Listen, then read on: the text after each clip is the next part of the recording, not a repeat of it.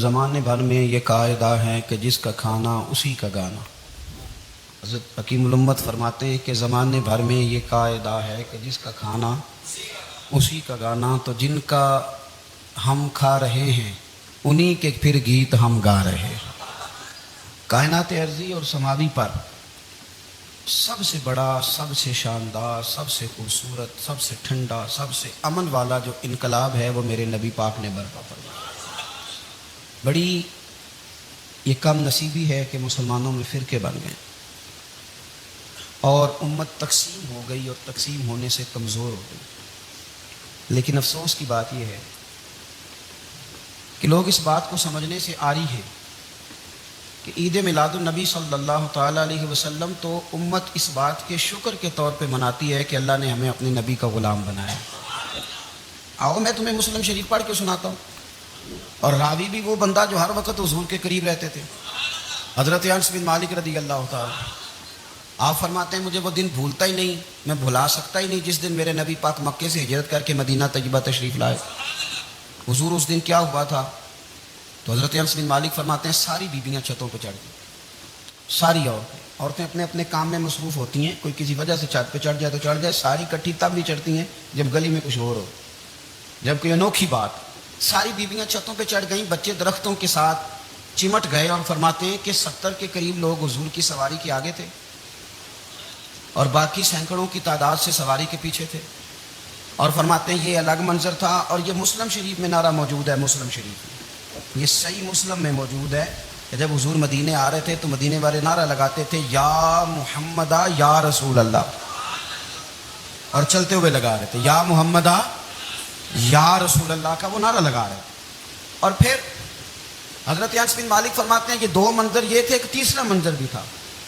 مدینہ شریف کے اندر کچھ قبیلے تھے، آج بھی ایسا ہونا نہیں چاہیے، یہ اسلام نہ صرف اس کو ناپسند کرتا ہے بلکہ اس کی تردید کرتا ہے۔ چھوٹی برادری بڑی برادری آج بھی تقسیم ہے، نہیں ہونی چاہیے۔ عرب کے اندر بھی تقسیم تھی، کچھ قبیلوں کو چھوٹا جانتے تھے، کچھ کو بڑا جانتے تھے۔ ایک قبیلہ تھا بڑا قبیلہ، بنو نجار کا، چودھریوں کا قبیلہ، سیٹھوں نوابوں کا قبیلہ، بڑے لوگوں کا قبیلہ۔ اس قبیلے کی بیٹیاں ایک کونے میں دف لے کے بیٹھ گئی۔ نبی پاک صلی اللہ تعالیٰ علیہ وآلہ وسلم کے غلاموں بات کو سمجھے۔ ایک منظر یہ کہ عورتیں چھتوں پہ، آج ہم منع کریں گے کیونکہ یہ پردے کی آیتیں نازل ہونے سے پہلے کی بات، اب آیتیں آ گئیں، اب ہم یہ اجازت نہیں دیتے۔ عورتیں چھتوں پہ چڑھ گئیں، مرد گلیوں میں نعرے لگانے لگے، اور بنو نجار قبیلے کی بیٹیاں، چھوٹی بچیاں وہ ایک کونے میں دف لے کے بیٹھ گئیں اور وہ پڑھنے لگیں طلع البدر علینا۔ اب تو میلاد غریبوں میں رہ گیا ہے، ہمارے یہاں فیشن ہو گیا ہے، جب حالات خراب ہوتے ہیں تو لوگ برکت کے لیے میلاد کراتے ہیں، اور جب امیر ہو جاتے ہیں پھر انہیں میلاد کے جائز ہونے کی دلیل ہی کوئی نہیں ملتی، پھر وہ یہ فیشن ہے۔ بندہ تھوڑا سا پڑھ جائے نا دو چار چیزیں تو ہر چیز کو غلط کہنا اس کی طبیعت ہوتی، پھر یہ فیشن ہے کہ میری سوسائٹی نہیں ہو گئی، کتابیں نہیں ہو گئی، فرنیچر نیا ہو گیا، دوست نئے ہو گئے، تو مذہب وہی پرانا۔ ہوئے کوئی ترقی کرنی چاہیے، پھر وہ ترقی کرتے ہیں بیچارے، اور جن کے پیچھے 10 نسلیں اور 50 نسلیں میلاد مناتی آ رہی کہ اتنی دلیل کوئی نہیں ملی، سبحان اللہ۔ جن کی دادی وضو کر کے کھیر پکاتی تھی 11ویں کی، جب امیر ہو جاتے ہیں تو انہیں 11ویں پکانے کی دلیل ہی نہیں ملتی۔ اب آپ امیر ہو گئے میرے بھائی، آپ کا فیشن ہے، یہ طبیعت کا حصہ ہے۔ آپ چاہتے ہیں کہ میں وہ کام کروں جو درویش لوگ، سادے لوگ نہیں کرتے، تم اپنے معاملات کو بچانے کے لیے نعرے لگاؤ تو تمہارے پاس ساری دلیلیں ہیں، لیکن یہ تمہارا نصیبہ ہے کہ تم جھوٹوں کے نعرے لگاتے ہو، لیکن یہ غریبوں کا نصیبہ ہے کہ میلاد والے رسول کا نعرہ لگا، یہ غریب کا حصہ ہے۔ لیکن وہ بنو نجار کی بچیاں غریب نہیں، امیر گھرانے سے تھی۔ انہوں نے جو بات کی اس کو حفیظ جلندری نے لکھا۔ مرحوم کہنے لگے کہ وہ ننھی بچیاں، چھوٹی بچیاں تھیں، کہتے وہ ننھی بچیاں وہاں بیٹھ کر دف بجاتی تھیں اور رسول پاک کی جانب اشارے کر کے گاتی تھیں، اور لوگوں سے کہتی تھیں کہ یہ کوئی ہمارا پیشہ نہیں دف بجانا، ہم تو چودھریوں کی بیٹیاں ہیں، ہم تو بڑے خاندان سے ہیں۔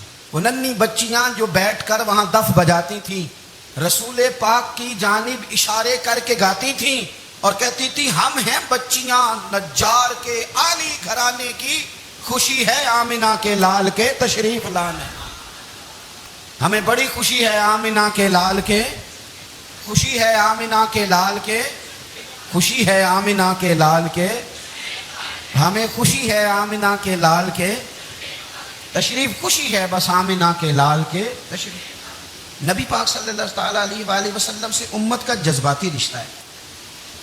یہ پہلے دن سے ہی ابو جہل کب منع کرتا تھا کسی مسلمان کو کہ خانہ کعبہ میں نماز نہ پڑھو؟ کہتے پڑھو.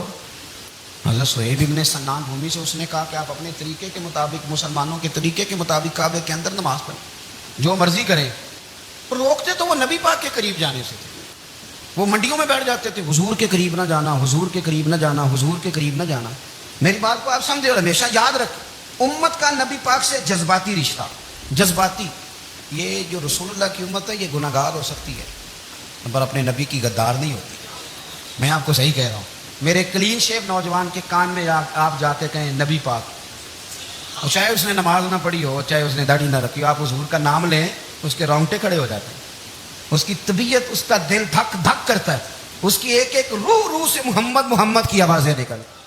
یہ فیض ہے رسول پاک کا اور یہ کرم ہے اللہ کا اس امت کے ساتھ. امیر ملت پیر جماعت علی شاہ صاحب محدث علی پوری فرماتے ہیں ایک جگہ ہندوؤں کا جلسہ تھا، ہندو پنڈت تقریر کر رہا تھا، اس نے نبی پاک صلی اللہ علیہ وسلم کی شان میں معاذ اللہ کو بے ادبی کر دی. مسلمان تھے ہی نہیں. ایک مسلمان تھا، وہ ملنگ نہیں ہوتے دوری ڈنڈے والے، اس کے پاس رنگین ڈنڈا تھا، وہ کہیں دور بیٹھا تھا. تو اس نے سن لی اسپیکر چل رہا تھا تو وہ ڈنڈا لے کے تو اسٹیج پہ چڑھ آیا. وہ کہتا ہے میں نے پنڈت کے ساتھ میں مارا ایک ہی ہے پر مارا ذرا صحیح کر کے. وہ ڈھیر ہو گیا، لوگوں نے گرفتار کر لیا، جیل میں چلا گیا. پیر صاحب کہتے ہیں میں ملنے گیا. بندے کو بسم اللہ بھی سیدھی نہیں پڑھنی آتی، سورۃ اخلاص بھی ٹھیک نہیں آتی، ربنا آتینا دعا نہیں کر سکتا، ملنگ ہے. میں ملنے گیا اور میں نے کہا یار نہ تو نماز پڑھے، نہ داڑھی رکھے، نہ تو مسجد جائے، پر تو نے کمال کر دی. تو کہتے ہیں پیر صاحب چھم چھم رویا اور پنجابی میں کہنے لگا پیر صاحب میں گناہ گار ہاں پر اپنے نبی دا غدار تے نہیں نا. یہ گناہ گار اور غدار میں فرق ہوتا ہے. میں گناہ گار ہوں پر یہ تو نہیں نا کسی کی ضرورت کہ میرے سامنے میرے نبی کے بارے میں بات کر جائے اور ساڈی اچھی تے سچی سرکار نو گل کر جائے. یہ بات آپ سمجھیں.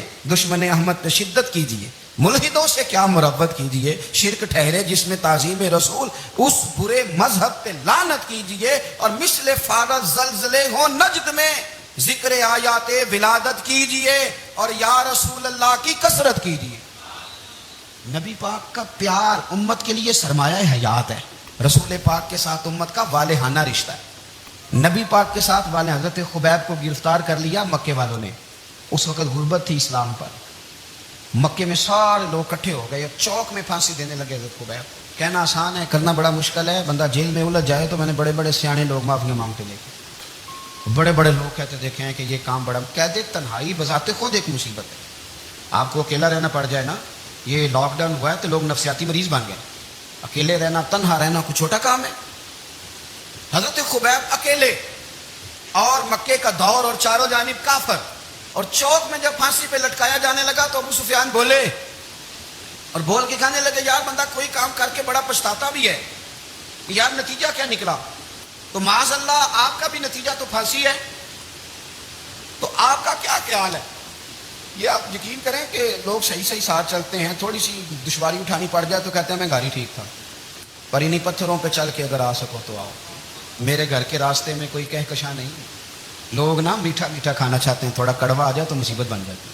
کہتے ہیں سارے فلانے سے پیار کریں گے تو میں کروں گا، سارے مخالفت بھی کریں گے تو ہم بھی انشاءاللہ پیار ہی کریں گے. یہ کیا بات ہوئی کہ ہم زمانے کا رنگ دیکھ کے چلیں گے؟ اب بعض لوگ پچھتا رہے ہوتے ہیں. حضرت خبیب سے کہا ابو سفیان نے، ابھی کلمہ نہیں پڑھتے تھے، کہنے لگے تو اس وقت پھانسی پہ لٹک رہا ہے اور تیرے نبی مدینے میں اور آرام میں اور ان کے صحابہ آرام میں، اہل بیت گھر میں. تیرے ذہن میں اگر اس وقت یہ بات ہو کہ اس وقت تیری جگہ پہ وہ ہوتے معاذ اللہ تو پھر کیا ہوتا؟ مجمع غیروں کا، علاقہ غیروں کا. یہ ٹائم آیا تھا اب نعرہ رسالت لگانے کا. اب ٹائم آیا حضرت خبیب نے نعرہ رسالت لگانا ہے، پر لگانا کس طرح ہے کہ کافر یاد رکھیں. حضرت خبیب سے کہنے لگے اگر تیری جگہ حضور ہوتے تو پھر تیرا کیا خیال ہے معاذ اللہ؟ تو حضرت خبیب کہنے لگے تم ابھی بھی نہیں سمجھے. ٹھیک ہے میں مکے میں اکیلا ہوں، سارے لوگ مدینے میں ہیں، پر میں پچھتا نہیں رہا، میں تو فخر کر رہا ہوں. میں فخر کر رہا ہوں اس لیے کہ چوری کر کے جان نہیں دے رہا، مدینے والے کی عزت پہ جان دے رہا ہوں. میں فخر کر رہا ہوں. فرمایا سن، تو کہتا ہے تیری جگہ حضور ہوتے اور تم انہیں یہاں معاذ اللہ پھانسی پہ لٹکاتے. فرمایا سن، میں تو یہ بھی پسند نہیں کرتا کہ میں گھر میں بیٹھا ہوں اور میرے نبی کو ہلکا سا کانٹا بھی چبھ جائے. ہمارا اپنے نبی سے محبت کا رشتہ ہے. ایک کانٹا بھی حضور کے قدم مبارک میں چبھے ہمیں برداشت. मजमा उनका था, नारे लग रहे थे, हमने मुसलमान पकड़ लिया, लेकिन हजरत खुबैब ने अकेले, अल्लाह करे आपको मेरी बात की समझ आए, अल्लाह करे आपको समझ आए, अकेले जब फांसी के तख्ते के करीब नारा लगाया ना कि मैं तो कांटा भी नहीं चुभने दूंगा अपने नबी को, अब सारे हार गए। अब उस एक जुमले ने ना इनको शिकस्त खुर्दा कर दी। अब बोल कुछ नहीं सकते थे, गर्दनें झुक गई। और जब सन्नाटा छाया तो अबू सुफियान साथ वाले से कहने लगा, बाकी सारी बातें अपनी जगह पर हैं, पर असहाबे मोहम्मद से प्यार तो बड़ा ही करते हैं ना। और वो कच्चा रंग ललारी वाला जेड़ा चढ़दा ते लैंदा रहिंदा, ए इश्क तेरे दा रंग मुहम्मद चढ़ जाए फिर नहीं लैंदा। कहा यार प्यार तो ये करते हैं ना, इसमें कुछ शक वाली बात। इस प्यार से काफिर डरता है। नबी पाक के साथ जज्बाती वाबस्ते, हुजूर के साथ गुलामों का जज्बाती रिश्ता, और नबी पाक सल्लल्लाहु ताला अलैहि वसल्लम की आमद पर तशक्कुर के जज्बात। इमाम राजी ने लिखा है कि हज़रत मूसा कलीमुल्लाह अलैहिस्सलाम ने तौरात की तख्तियों के अंदर एक उम्मत का जिक्र पढ़ा कि जो उम्मत गुनाह का इरादा करेगी तो गुनाह लिखा नहीं जाएगा जब तक कर न ले, और नेकी का इरादा करेगी तो रब उनकी नेकी लिख देगा, और जब वो कर लेगी तो अल्लाह 10 गुना अजर अता करेगा। और वह ऐसी उम्मत होगी कि जिनके चेहरे क़यामत के दिन नूर की तरह चमकेंगे, और वो उम्मत होगी जिनकी अल्लाह ताला ज़मीन सारी पाक फरमा देगा, जहाँ नमाज पढ़ेंगे नमाज हो जाएगी। ये तज़किरे पढ़ के तो हज़रत मूसा कलीम अर्ज़ करने लगे, अल्लाह ये उम्मत मेरी बना दे। तो रब करीम ने फरमाया कि मूसा नहीं, ये तो मेरे महबूब की उम्मत है। फरमाया ये तो मेरे नबी पाक की उम्मत, हुजूर की उम्मत। अल्लाह अकबर। हज़रत मूसा मामूली आदमी नहीं, वो जलील कदर पैगम्बर हैं जिनका कुरान के हर सिपारे में तज़किरा है, कहीं वाज़े तौर पे, कहीं इशारतन, हर पारे में। और हज़रत मूसा अल्लाह के वो नबी हैं जो रब से डायरेक्ट बातें करें कोई तूर। कहा ऐ मूसा ये उम्मत तो मेरे नबी की है। हज़रत मूसा अलैहिस्सलाम अर्ज़ करते हैं, इमाम राजी ने लिखा है, कहते हैं अल्लाह फिर मुझे अपनी नबी की उम्मत में शामिल कर। ओ यार हमें लोग कहते हैं मिलाद ना मनाओ, जिस उम्मत में आने के लिए हज़रत मूसा ने दुआ मांगी, जिस महबूब की गुलामी के लिए, हमें तो दुआ भी कोई नहीं मांगनी पड़ी, अल्लाह ने फजल से ही मदीने वाले का गुलाम बना दिया। तो हम हुजूर के तज़किरे ना करें, हम तशक्कुर ना करें, हम नबी पाक सल्लल्लाहु अलैहि वसल्लम की नात ना पढ़ें, हम हुजूर के आने पर जश्न का इजहार ना करें। हर वो जायज़ तरीका जिससे इजहार खुशी हो सके वो मिलाद पे करना चाहिए, और उसके लिए असबाब बनाने चाहिए। उम्मत का एक जज्बाती अंदाज होना चाहिए नबी पाक के साथ, एक वारफ्तगी, एक ज़ौक़, एक तबीयत के अंदर विजदान। नारा मतलब इस तरह ना हो कि बस चल रहा है काम, मैं नहीं हूँ कायल। मैं कहता हूँ पहले तो कोई लगाए ना, और फिर नारा जब लगता था ना तो मुसलमानों के यहाँ नारा लगता था तो बड़े बड़े लोग कांप जाते। सूफिया ने लिखा है कि हज़रत उमर ने जब कलमा पढ़ा ना तो 39 बंदे कलमा पढ़ते थे। तो नबी पाक ने रात को दुआ मांगी, ऐ अल्लाह उमर को मुसलमान करके इस्लाम को इज्जत दे। हज़रत उमर सवेरे आ गए, उसमें वो तफसील में नहीं जाता, बात लंबी। हज़रत उमर जब आए ना और उन्होंने आते जब कहा ना कि मैं कलमा पढ़ने आया, तो हुजूर इतने राजी हुए कि नबी पाक ने कहा अल्लाह अकबर। तो सहाबा ने नारे लगाए अल्लाह अकबर अल्लाह अकबर, यानी 40 लोग मुसलमान हुए तो नारे लगे। हमारे सूफिया कहते हैं हज़रत उमर के आने पर जब नारे लगे तो बताओ कि वो तो नारे तकबीर लगा, नारा रिसालत क्यों नहीं लगा? तो कहते हैं गोया हमें हुजूर ने ये समझाया है, हुजूर के इशारों ने समझाया है कि मैं अब अपने नारे खुद तो नहीं ना लगाऊंगा, मैंने तो अल्लाह अकबर कह दिया, उमर आ गया है, मेरे नारे लगाता रहेगा, नारे लगेंगे। हज़रत उमर ने पहले दिन ही कहा कि हुजूर आप सच्चे रसूल हैं तो छुप छुप के नमाज क्यों पढ़े? शुरू हो गए नारे, हुजूर आप सच्चे हैं तो छुप छुप के नमाज का क्या माना हो? तो हुजूर ने फरमाया तेरा क्या इरादा है? हुजूर सारे नहीं, एक मैं एक अमीर हमजा, एक लाइन के आगे वो लग जाए, एक के आगे मैं लग जाए, और बाकी मुसलमान जितने हैं कुल 40 थे, पीछे 18 19 बचेंगे, तो एक लाइन में वो हो जाए, एक में आगे, एक में अमीर हमजा हो, एक में मैं हूं, तो देख लेते हैं कि हमें नमाज कैसे नहीं पढ़ने देते। हाँ देख लेते हैं, आए ना मैदान में, इधर आ सितमगर हुनर आजमाएं तो तीर आजमा हम जिगर आजमाएं, और गुलामाने मोहम्मद जान देने से नहीं डरते, ये सर कट जाए यहाँ रह जाए कुछ परवाह नहीं करते। फरमाया भी पता चल जाता है, एक लाइन में हज़रत अमीर हमजा हो गए, एक में हज़रत उमर हो गए। पहले ये मारते थे जो हरम शरीफ में मुसलमानों के तरीके पे नमाज पढ़ता था, ये जुलूसों की बड़ी बरकत है, अंदर बैठे रहे ना चुप करके, निकल जाएं तो पता कुछ भी नहीं चलता। जब निकलते हैं लोग कहते हैं जुलूस का माना है, तो मैं बताता हूँ ना जुलूस का माना क्या है। हज़रत उमर ने बाहर निकले, 2 लाइनों का जुलूस, लंबा भी कोई नहीं, बंदे भी 40, और जनाब फारूक आजम बाहर निकले तो उमर का नारा, उमर का, हजरत उमर ने यूं करके आस्तीने बाजू की चढ़ा ली, और अपने गले में जो उनके रुमाल था ना उसको यूं सीने पे बांधा, और इस हाथ में तलवार थी तो यूं करके बाहर लहराई, कहने लगे ओ मक्के के काफिरो इधर आओ मेरे सामने, जिसने अपनी बीवी बेवा करानी हो, جس نے بچے یتیم کرانے ہوں وہ آئے میدان میں. مصطفیٰ کے غلام آج سڑکوں پہ نکل آئے میدان میں ہمارے سامنے ہمارا مقابلہ کرے. آئے نا میدان میں, ہم نکلے ہیں. اب ہم یہاں کعبے میں اعلانیہ نماز پڑھیں گے, ہم پڑھیں گے. طاقت ہے تو آؤ نا, ہمارا مقابلہ کرو, آؤ. اوپر بذات خود بہت بڑا جھوٹ ہے, اور جھوٹ کے پیر بس 2 بندے نکلے تلواریں لے کے آگے آگے. تو پھر حضرت عمر نے اعلانیہ نماز پڑھوائی خانہ کعبہ. تو میرے بھائی رسول اللہ صلی اللہ علیہ وسلم کے غلام تو جب نعرہ لگاتے تھے تو ہو ہی کمال جاتا تھا. پھر بریلی کے امام بولے, کہنے لگے پیش حق مجدہ شفاعت کا سناتے جائیں. حضور قیامت کے دن آگے آگے نا, ہمارے آگے آگے خوشخبری دیں گے, کہیں گے تم فکر نہ کرو, آ جاؤ میں تمہیں بخشواتا ہوں, میں تمہاری سفارش, آ جاؤ پیچھے پیچھے. حضور نہ پیش حق مجدہ شفاعت کا سناتے جائیں گے. یقین کریں بریلی کے امام کو بھی بڑا ہی رنگ آتا ہے بیان کرنے کا. کہنے لگے آپ روتے جائیں گے. اللہ کو منانا ہے نا حضور نے. کہتے ہیں پیش حق مجدہ شفاعت کا سناتے جائیں گے, آپ روتے جائیں گے, پر ہم کو ہنساتے جائیں گے. باغ جنت میں محمد مسکراتے جائیں گے, پھول رحمت کے گریں گے, ہم اٹھاتے جائیں گے. اور حشر میں ہوگا ہمارا داخلہ اس شان سے, ہم یا رسول اللہ کا نعرہ لگاتے جائیں, ہم یا رسول اللہ کا نعرہ. امام راضی کہتے ہیں حضور نے ایک رکا پکڑا چھوٹا سا, ایک بندے کو لوگ دوزخ میں لے کے جا رہے ہیں. اچھا مجھے ایک بات بتاؤ, فیصلہ پہلے ہو گیا ہے, اللہ کے سامنے ہوا ہے, اور فیصلہ ہو گیا اور طے ہو گیا کہ دوزخ میں جانا ہے. وہ قریب پہنچ گئے دوزخ کے, تو حضور نے دیکھ لیا. اور بتایا کس نے؟ حضرت آدم نے. حضرت آدم کہنے لگے حضور وہ آپ کے غلام کو دوزخ میں لے جا. نبی پاک آگے گئے, کیا پڑھتے ہیں ہمارے بھائی؟ حضور نے مجھے ان سے چھڑا کے چھوڑ دی. نبی پاک صلی اللہ علیہ وسلم آگے گئے, میں ادھر آؤ, کہاں لے کے جا رہے ہو؟ اللہ کے سامنے فیصلہ ہوا ہے, فرشتوں نے کیا ہے نا. فرشتے کو کسی سے بددیانتی تو نہیں نہ کرتے, فرشتوں نے جو کیا ٹھیک کیا ہے نا. کیوں لے کے جا رہے ہو؟ سونا ہے گناہ زیادہ ہے, نیکیاں تھوڑی ہیں. فرمایا میرے سامنے تو لو. کسی فرشتے نے نہیں کہا کہ سونے ہم معاذ اللہ ہم کو بے ایمان ہے, ہماری کوئی سے زد چل ساڈا کو بننا سان جائے دے نال. بھائی میرا مطلب ہے صحیح تولا ہے, فیصلہ ہے, میں دوبارہ تولو.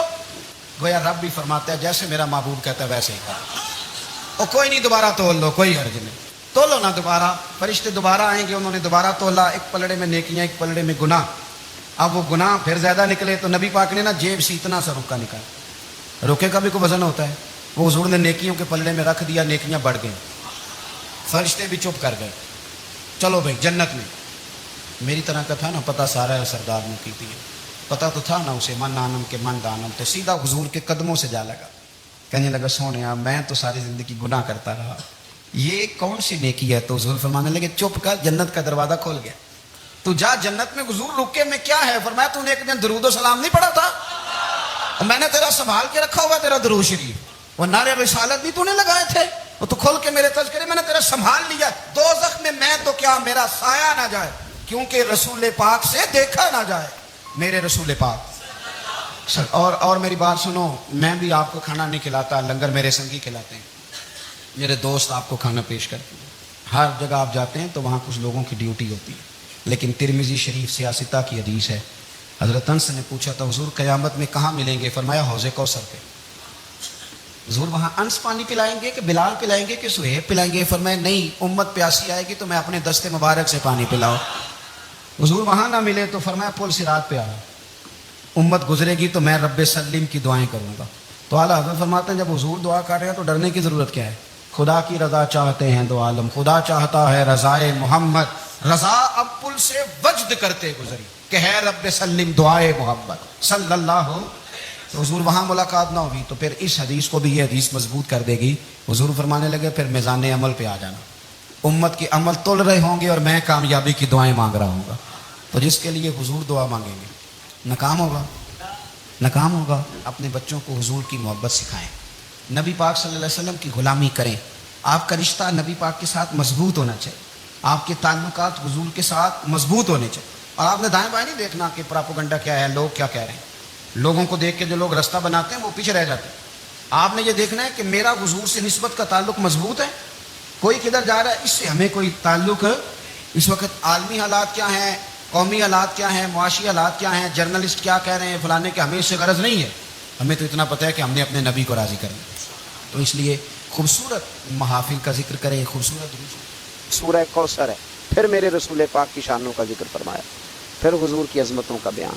نبی پاک علیہ السلام کے جب صاحبزادے کا وصال ہو گیا, کچھ لوگوں نے کہا کہ کوئی نہیں معاذ اللہ یہ تھوڑی دیر کی بات ہے، ان کا تو بیٹا ہی کوئی نہیں، تو نام آگے کیسے چلے گا، یہ تو معاذ اللہ ابتر ہیں، نسل ختم ہو گئی۔ تو اللہ کریم نے فرمایا محبوب انا اعطیناک الکوثر، بے شک ہم نے آپ کو خیر کثیر عطا فرمائی۔ خیر کثیر کے بڑے معنی ہیں محبوب، ہم نے بڑی شانیں دی، بڑی عظمتیں دی، بڑا نوازا۔ فصلی لربک وانحر، بس آپ اپنے رب کے لیے نماز پڑھیں اور قربانی کریں۔ انا شانئک هو الابتر، بے شک آپ کا دشمن ہی جڑ کٹا ہے، آپ کا دشمن ہی بے نام و نشان ہوگا۔ آپ کا دشمن کہاں گئی؟ ابو جہل کی اولاد۔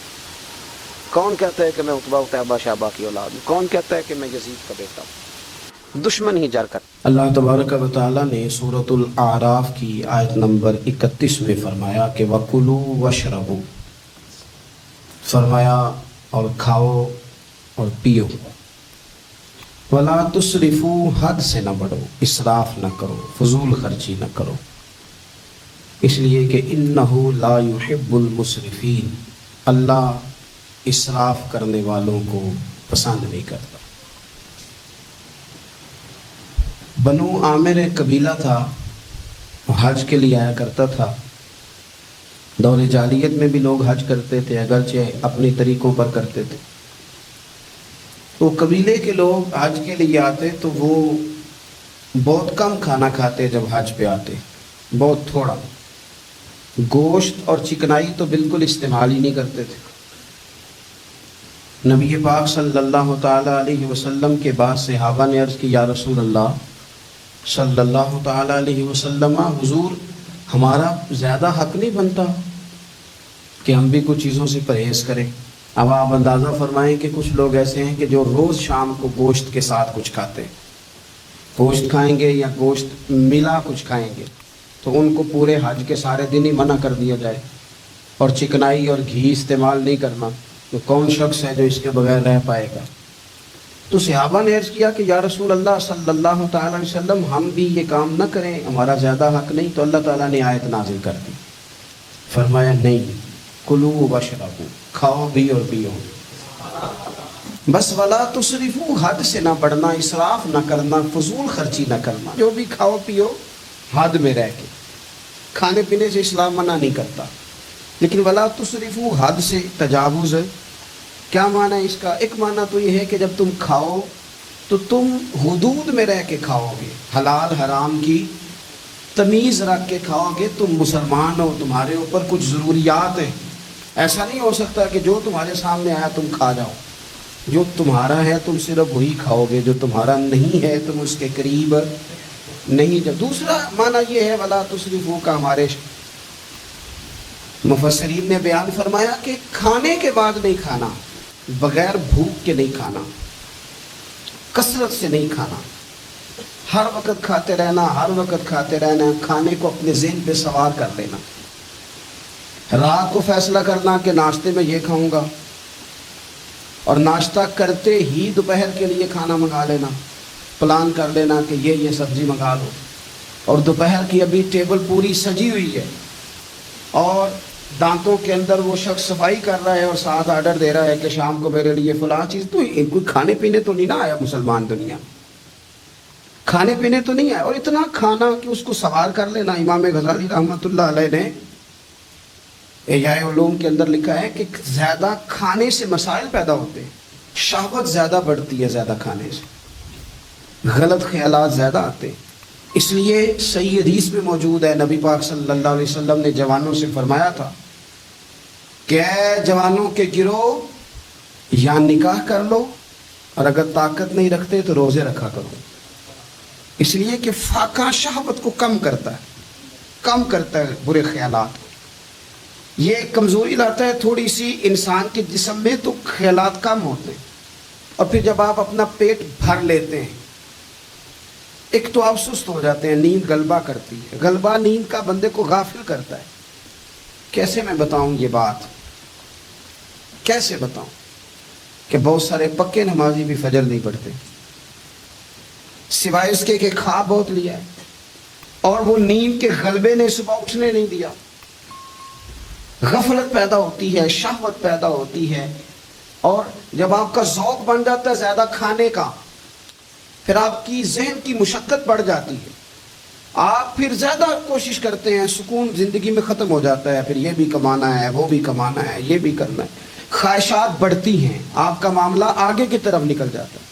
کوشش کریں زندگی کے اندر آپ اعتدال کے ساتھ، یعنی اسلام کھانے سے تھوڑی منع کر رہا ہے، کھانے سے منع نہیں کیا جا رہا آپ کو حد سے بڑھنے سے اعتدال میں رہ کے آپ یہ کام کریں، اعتدال میں رہ کے آپ کچھ چیزوں سے بچیں، معتدل رکھیں اپنے آپ کو۔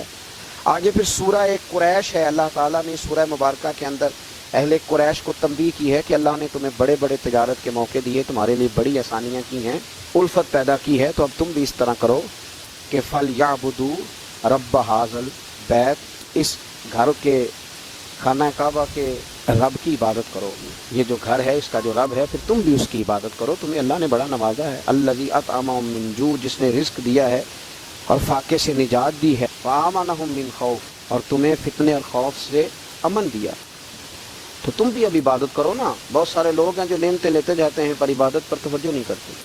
میرے نبی پاک صلی اللہ علیہ وسلم نے فرمایا تم اللہ کے تھوڑے رزق پہ راضی ہو جاؤ، وہ بھی تمہاری تھوڑی عبادت پہ راضی ہو جائے۔ تو فرمایا کہ فَلْيَعْبُدُوا رَبَّ هَٰذَا الْبَيْتِ الَّذِي أَطْعَمَهُم مِّن جُوعٍ وَآمَنَهُم مِّن خَوْفٍ، تم بھی پھر کعبے کے رب کی عبادت پر توجہ دو۔ پھر آگے نبی پاک صلی اللہ تعالی علیہ وسلم اعتدال کے ساتھ کھانا کھاتے، فقر کو پسند کرتے۔ میرے نبی کریم صلی اللہ تعالی علیہ وسلم نے کم کھانا کھانا مومن کی علامت قرار دیا۔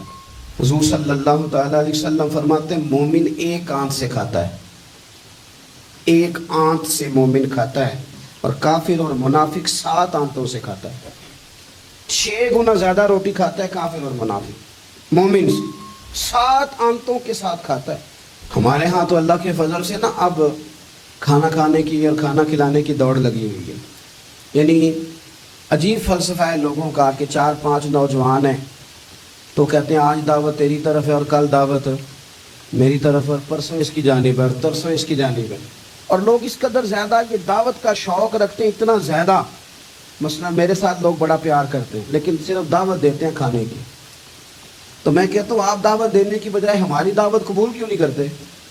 ہم آپ کو دین کی دعوت دے رہے ہیں، وہ والی قبول کریں نا، روٹی کھا لیں جی، آ جائیں کھانا کھا لیں۔ تو میں کہتا ہوں اور بھی کم ہے زمانے میں لنگر کے سوا، روٹی کے علاوہ بھی بڑے کام ہیں جو کرنے والے ہیں۔ تو آپ اعتدال کے ساتھ کھانا کھائیں، ضرور کھائیں، جو نعمتیں آپ کے پاس ہیں ان سے آپ لطف ضرور حاصل کریں، لیکن اعتدال کے ساتھ۔ اور پھر آپ کو پتہ ہے جب آپ بے تحاشا کھانا کھاتے ہیں نا، اس کا نقصان یہ ہوتا ہے کہ پھر انسان، میں نے دیکھا ہے جب بندے مالدار ہو جاتے ہیں نا یا سہولیات ان کو مل جاتی ہیں تو انہیں غریبوں کا دکھ ختم ہو جاتا ہے۔ اکثر امیر آدمی کے دوست بھی امیر ہوتے ہیں، پھر وہ کہتے ہیں کہاں غربت ہے پیر صاحب، کس نے کہا آپ کو، کس نے کہا آپ کو کہ لوگوں کو کپڑا نہیں ملتا، سارے لوگ ٹھیک ہیں، کیوں بھلا؟ اس لیے کہ وہ امیر تھا تو اب دوستی بھی امیروں کے ساتھ ہو گئی، پھر نہ کچے مکان نظر آنے بند ہو جاتے، پھر چوک میں دیہڑی کے لیے کھڑے مزدور نظر آنے بند ہو جاتے ہیں، پھر ہسپتال میں کبھی جاؤ نا، میں نے یہ نظام دیکھا ہے، ایسے نوجوان بھی ہیں جو میڈیکل سٹور والے سے کہہ رہے ہوتے ہیں کہ شناختی کارڈ رکھ لے، اماں کے لیے مجھے گولیاں جلدی دے دے، میرا بھائی آتا ہے تو مجھے پیسے دیتا ہے۔ یہ لوگ بھول جاتے ہیں نا، اس لیے کہ ہم تو اب چیزیں جو ہیں وہ ہوم ڈیلیوری پہ لے رہے ہیں، پیسے ہی بڑا ہے، ہمیں کب یاد رہے گا کہ کوئی بھوکا ہے، ہمیں کب یاد رہے گا؟ لیکن یہ تب ہے جب آپ کبھی بھوکا رہنا سیکھے، آپ کی طبیعت میں ہو۔ میرے رسول پاک علیہ السلام نے فقر اختیار کیا تاکہ پتہ چلے غریب کی بھوک کی تکلیف کیا ہے۔ دیکھو حضرت یوسف علیہ نبینا علیہ السلام کے بارے میں امام غزالی نے لکھا ہے کہ جناب یوسف علیہ السلام نے تو غلہ جمع کر لیا تھا مصر میں، آپ نے خواب دیکھی تھی تو غلہ آپ نے جمع کر لیا، باقی سب علاقوں میں فاقہ تھا، غربت تھی، قحط تھا۔ مصر کے لوگ سکون کے ساتھ 3 ٹائم پیٹ بھر کے کھانا کھاتے تھے، اور آپ نے سب اپنے ملک میں آسانی کی تھی کہ آرام سے کھانا کھاؤ، لیکن جناب یوسف خود ایک دن میں 1 روٹی کھاتے، بھوکے رہتے، بھوکے، فاقہ کاٹتے۔ لوگوں نے کہا حضور آپ خزانوں کے مالک ہیں اور آپ جو ہیں وہ کھانا نہیں کھاتے، کیا مقصد ہے؟ تو آپ فرمانے لگے اس لیے نہیں کھاتا، اگر میں نے بھی پیٹ بھر کے کھانا شروع کر دیا تو پھر بھوکے لوگوں کا درد میرے سینے سے نکل جائے۔ پھر اس بھوک کی او میرے بھائی اب تو گاؤں سے آ کر پڑھنے والے بھول ہی گئے ہیں کہ کس کی ماں نے کتنا زیور بیچا تھا. لوگوں کو بھول جاتا ہے جب کسی مقام پہ پہنچ جاتے ہیں, پیسہ آ جاتا ہے, عہدہ مل, بھول جاتے ہیں لوگ. فرمانے لگے اس لیے بھوکا رہتا ہوں تاکہ بھوکوں کی تکلیف کا مجھے احساس ہو, اس لیے بھوکا رہتا ہوں. اگر آپ کی طبیعت احساس والی ہے نا, احساس والی, میں کیا کروں.